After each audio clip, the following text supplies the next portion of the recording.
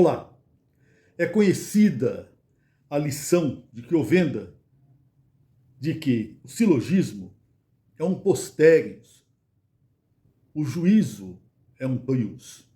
Não se silogiza para julgar, mas para demonstrar como se julgou. Por que digo isso?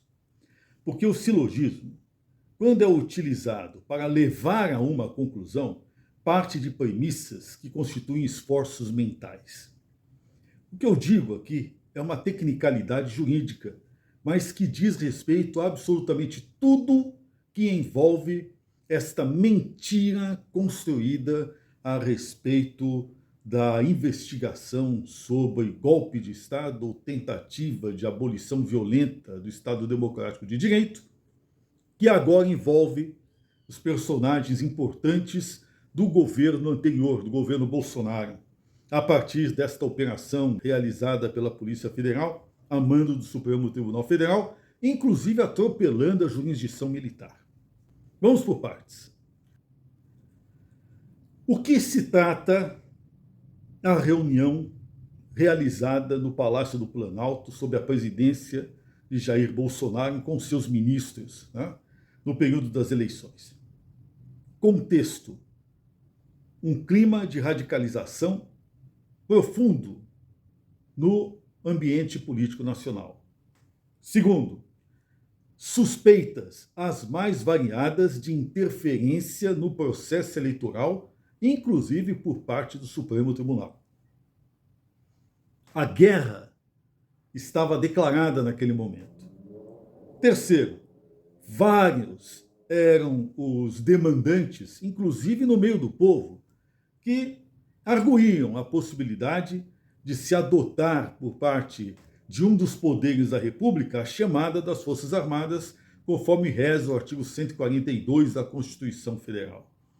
Essa discussão, que eu já tive a oportunidade de descrever há um tempo atrás num artigo, gerou a famosa jurisprudência do medo, a jurisprudência reativa do próprio Supremo Tribunal Federal, e não foi do período das eleições de 22, isso veio se desenvolvendo desde a década passada, uma jurisprudência protetiva, reativa do Supremo Tribunal Federal em relação a esses embates ocasionados com o Poder Executivo, com referência à ameaça de chamada ao cenário de intervenção das Forças Armadas. Então essas discussões, elas não são de agora, não são do período eleitoral, não são do período pós-eleitoral, também não são do período, inclusive, da reunião gravada que agora aparece como prova de uma tentativa de golpe de Estado. Não, isso estava no cenário e sendo discutido. Muito bem. Com todos esses elementos, o que faz o governo federal naquela época? O presidente da República reúne seus ministros e resolve discutir a possibilidade efetiva, real, de uma intervenção solicitada com base no artigo 142. Era disso que se tratava a reunião. Com todas as discussões, com todas as cartas na mesa, com os elementos que cada ministro poderia trazer a essa discussão. Pública, porque estava à frente de todos os representantes das mais variadas forças que compunham o Executivo Federal, e que foi gravado. Ainda que tenha um ou outro temeroso da gravação, o que está posto lá é uma discussão referente à possibilidade de um presidente da República, nos termos da Constituição Federal, solicitar uma intervenção. Não saiu toda aquela discussão das chamadas 4 linhas da Constituição Federal. Pelo contrário, a preocupação da reunião foi justamente conferir institucionalidade e legalidade ao que se estava discutindo e as demandas que estavam postas na mesa, inclusive face a uma crise. Qual era o medo? Qual era o temor? O medo e o temor é o que se processa hoje, de que a esquerda iria tomar o poder sob uma tutela judiciária proporcionada pela atual judicatura do Supremo Tribunal Federal e iria partir para cima dos conservadores, da direita, dos elementos do antigo governo, querendo prender todo mundo. Interessante esse ponto. É o que está acontecendo agora. Se existe algo de concreto no temor exposto naquela reunião, é que efetivamente o temor deles se concretiza.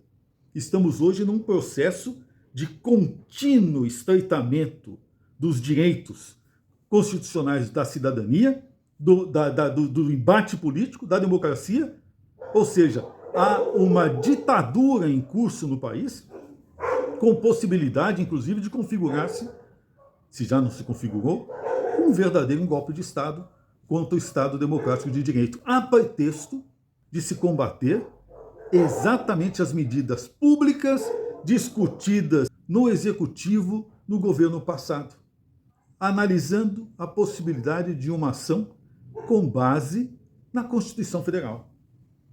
Se nós não gostamos, ou gostamos, se a oposição na época não se interessava ou estava preocupada, se os ativistas de todos os matizes procuravam discutir um golpe de Estado ou não, o fato é que a reunião que foi apresentada como prova e todas as discussões analisadas com referência a isso, minuta de decreto, análise, discussão posta em parecer, troca de correspondências e de mensagens, tudo isso do período conturbado da política nacional, de final de governo de Bolsonaro, né? O que mostra claramente ali é que neste período tudo que foi discutido buscando uma ação dentro das 4 linhas da Constituição Federal. Aí, vamos averiguar tudo o que foi coletado até agora dentro do que dita as normas penais que são agora levantadas, né, para enquadrar os atores que fizeram parte do governo anterior.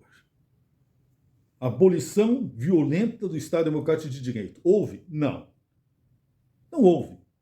Toda a discussão se deu visando uma intervenção federal que não se realizou e que, se houvesse sido realizada, estaria sendo feita a pretexto de cumprimento de uma norma da Constituição. O Congresso Nacional é que seria a sede para avaliar politicamente, inclusive, eventualmente, responsabilizar os personagens envolvidos por conta dessa atitude. Jamais isso poderia ser levado ao cabo retroativamente para acusar aqueles que estavam naquele momento discutindo de estarem conspirando contra o Estado de Direito. Esse é o primeiro ponto.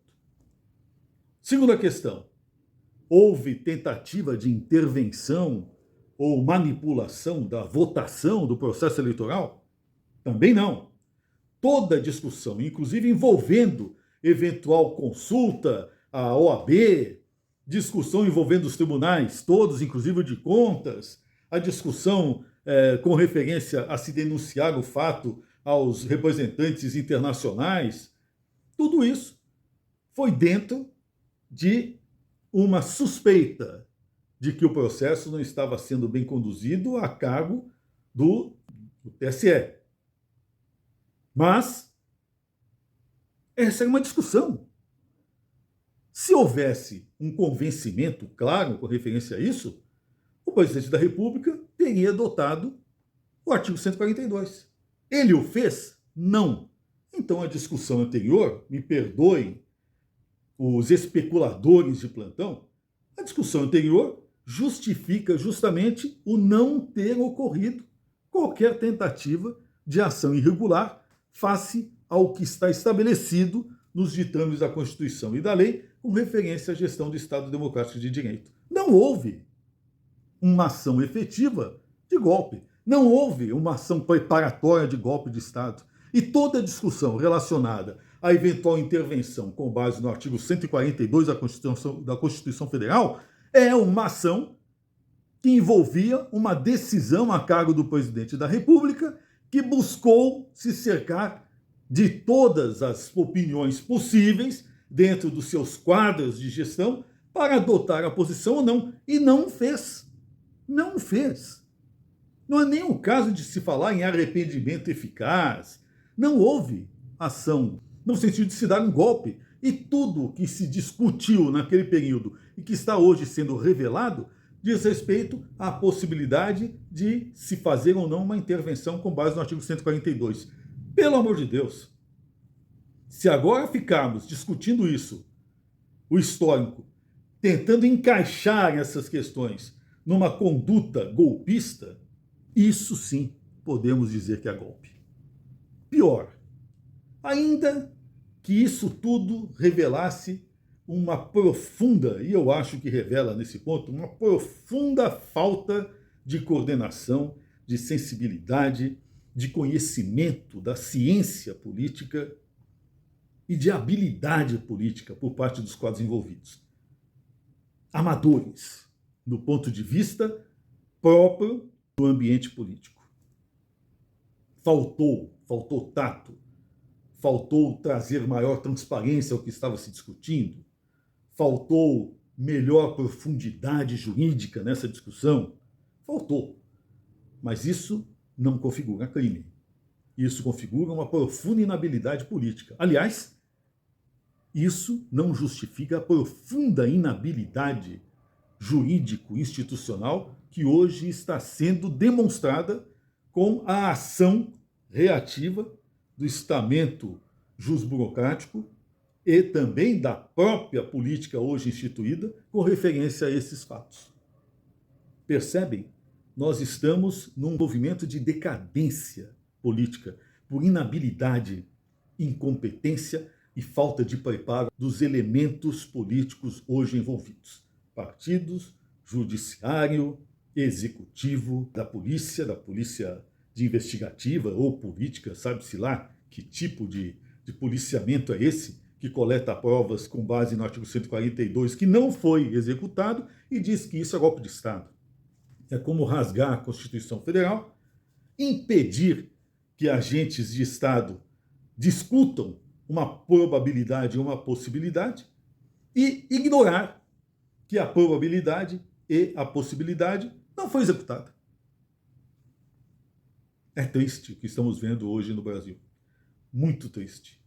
Eu pediria àqueles que ainda têm alguma consciência e alguma neutralidade que ponham a mão na consciência para que esta ferentina que está hoje exalando neste processo todo, estimulada inclusive por uma imprensa lixo, por um jornalismo torpe, não acabe contribuindo para destruir de vez o ambiente pluralista e democrático no Brasil.